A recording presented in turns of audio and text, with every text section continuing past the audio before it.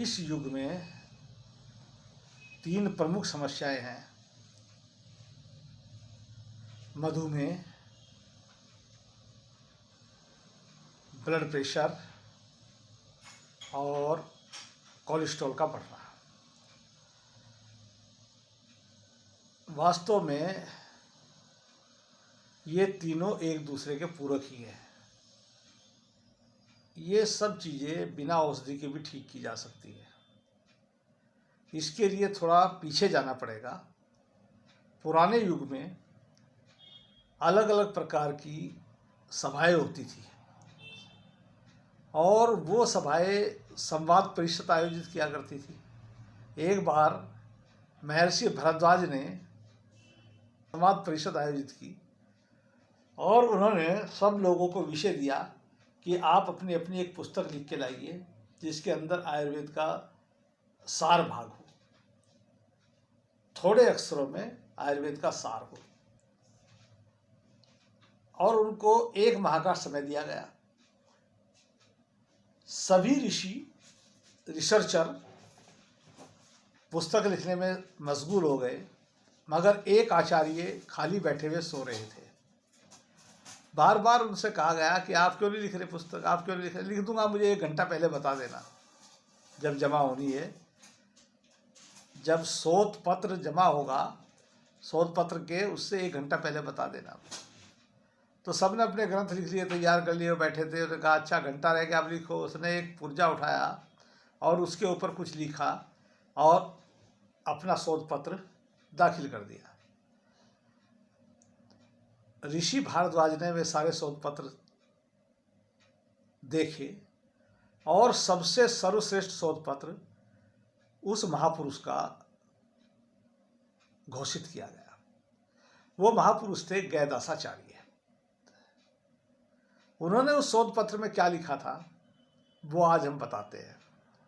उन्होंने लिखा था, पथ्ये सति गदारतस्य किमौषधि निषेवणी, पथ्ये असति गदारतस्य किमौषधि निषेवणी।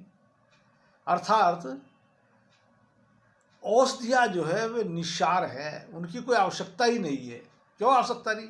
कि जो लोग पथ्य पूर्वक जीवन व्यतीत करते हैं वो बीमार हो ही नहीं सकते, और यदि बीमार हो जाते हैं तो पथ्य से ही ठीक भी हो सकते हैं। और जो लोग अपथ्य पूर्वक जीवन व्यतीत करते हैं उनके लिए भी औषधि की कोई आवश्यकता नहीं है, क्योंकि वे कभी ठीक हो ही नहीं सकते। इसलिए औषधि का कोई आवश्यकता नहीं है समाज के अंदर। उन्होंने औषधि की निस्सारता स्वीकार की थी। और आज 40 वर्षों तक मैं ये देखता रहा कि इस शोध पत्र का अर्थ क्या है। मैं समझ ही नहीं पाता था कि और क्या बिना औषधियों के भी रोग का उपचार हो सकता है। ये मैं मान लिया कि अगर पथ्य पूर्वक रहेंगे तो हम बीमार कम होंगे, मगर अगर बीमार हो गए तो क्या पथ्य से ही, क्या बिना औषधि के ही हम ठीक हो सकते हैं? हाँ, हम ठीक हो सकते हैं। वो आज वही बात मैं आपको बताने जा रहा हूं। पहले तो ये समझ लीजिए कि इन 3 चीज़ों को एक ट्राइपॉड की तरह से समझिए। एक कोने पर शुगर है, एक पे बीपी है, एक पे कोलेस्ट्रॉल है। आप एलोपैथी मेडिसिन से अगर शुगर को ठीक करने की कोशिश करेंगे तो बीपी और कोलेस्ट्रॉल बढ़ जाएगा। अगर एलोपैथी दवाई से बीपी को ठीक करने की कोशिश करेंगे तो कोलेस्ट्रॉल और शुगर बढ़ जाता है। एक को अगर आप नीचे लाएंगे, जैसे ट्राइपॉड का एक कोना अगर दबाते हैं, नीचे करते हैं, तो 2 कोने अपने आप ऊपर उठ जाते हैं। इसी प्रकार से इनका संबंध है तीनों का। और इस तीनों के बारे में एक रिपोर्ट है बीपी के बारे में। सबसे पहले बीपी लेते हैं। कॉकरेन कोलैबोरेशन रिपोर्ट 2012। ये कॉकरेन की जो कोलैबोरेशन रिपोर्ट है ये सर्वथा बीपी के मामले में मान्य है। आजकल क्या है, पहले बीपी 160 हुआ, 50 हुआ, 100 हुआ, कोई मायने नहीं रखता था। वास्तव में ये 2012 में भी उन्होंने कहा कि कोई ना कोई ऐसी रिपोर्ट होनी चाहिए जिससे माना जाए कि इतना बीपी ठीक है, इतना गलत है। हालांकि ये भी गलत है, मगर फिर भी जो उन्होंने दिया, उन्होंने खुद ही मानक तैयार किए। तो उन्होंने तैयार किया कि अगर सिस्टोलिक और डायस्टोलिक बीपी दोनों को जोड़ दिया जाए और वो 250 से कम है, 250 से कम है, तो आपको बीपी की औषधि लेने की आवश्यकता नहीं है। मगर आज गलत तरीके से बीपी की दवाइयाँ दी जा रही है। बीपी की दवाई देकर उन्हें शुगर और कोलेस्ट्रॉल खड़ा किया जा रहा है ताकि वो हमारे ग्राहक बने। ये तरीका है। अगर बीपी बढ़ गया, अच्छा, उम्र भर खानी पड़ेगी। ऐसा मुंह बना के डॉक्टर बोलता है, जो है ना, बड़ा भारी वो हो जाएगा कि आपको उम्र भर खानी पड़ेगी, अगर नहीं खाओगे तो मैं मालिक नहीं हूँ। मैं उन डॉक्टर बंधुओं से पूछता हूँ, अगर आपकी दवाई खाते हुए भी ये मर गया तो क्या आप मालिक हैं इसके? आप हेल्थ इंश्योर कर लेंगे इनका? नहीं, तब भी मैं मालिक नहीं हूँ। तो मालिक नहीं तो मुंह ऐसा क्यों बनाते हो भाई कि अगर आप नहीं एक दिन दवाई खाओगे तो मर जाओगे? तुम बचा दोगे? भगवान हो क्या तुम? 1997 से पहले कोलेस्ट्रॉल का मानक क्या था? टोटल कोलेस्ट्रॉल होता था और उसका मानक था 250 से कम अगर है तो आप कोलेस्ट्रॉल के पेशेंट नहीं है। अब इन्होंने सोचा कि भाई इसको घटाया, धीरे धीरे 220 पे लिया है, अब 200 पे लिया है, हो सकता है आगे 150 पे ले जाए। अब तो महानगरों में ये रिवाज चल गया है कि 40 के बाद जो व्यक्ति जाता रहे, भाई कोलेस्ट्रॉल की एक गोली खाता रहे। कोलेस्ट्रॉल की गोली के नाम पर ये लोग जहर खिला रहे हैं।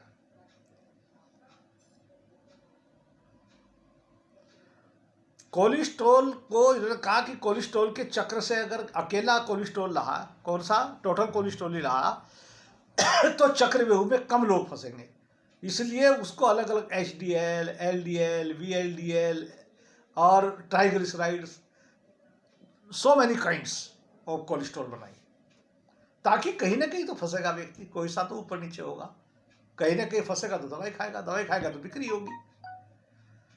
तो इसलिए आप ये समझ लीजिए कि अगर आपका बीपी सिस्टोलिक और डायस्टोलिक भी अगर 250 है, अगर कोलेस्ट्रॉल 250 से कम है, तो कोई दवाई की आपको आवश्यकता नहीं है, आप बिल्कुल ठीक है।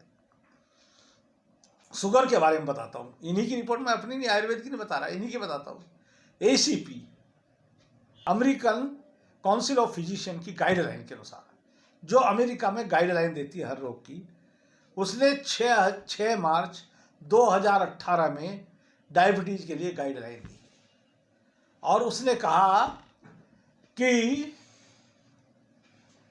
अगर किसी व्यक्ति की 250 से कम शुगर है तो वो डायबिटीज का मरीज नहीं है।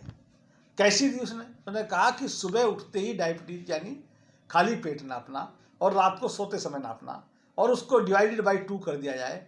अगर वो 250 से कम है तो व्यक्ति को शुगर की दवाई खाने की आवश्यकता नहीं है।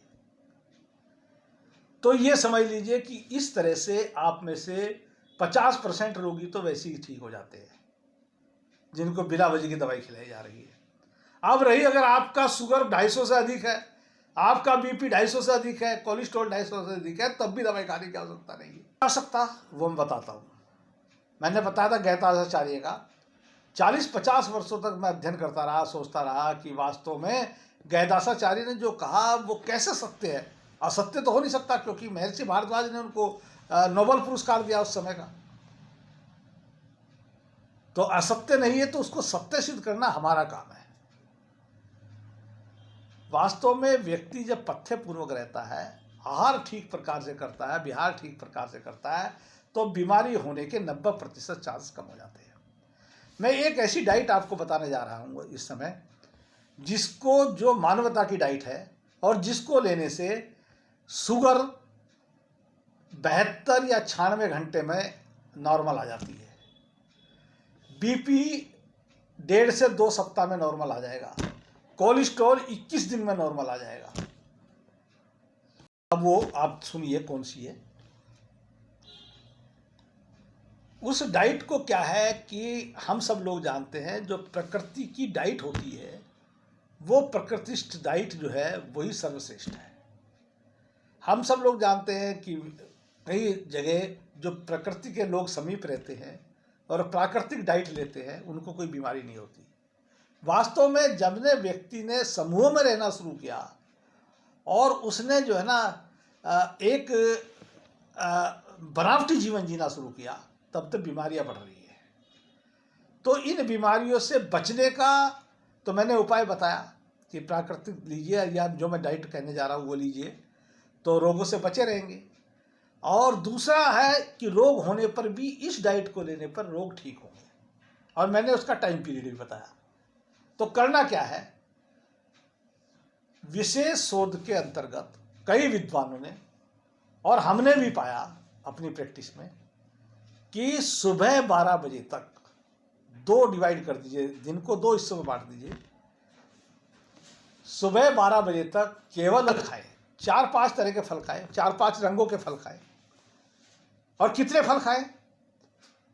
अपना जो बॉडी वेट है इंटू 10, माना मेरा बॉडी वेट 80 kg है, तो 800 ग्राम कम से कम फल खाएं 12 बजे तक।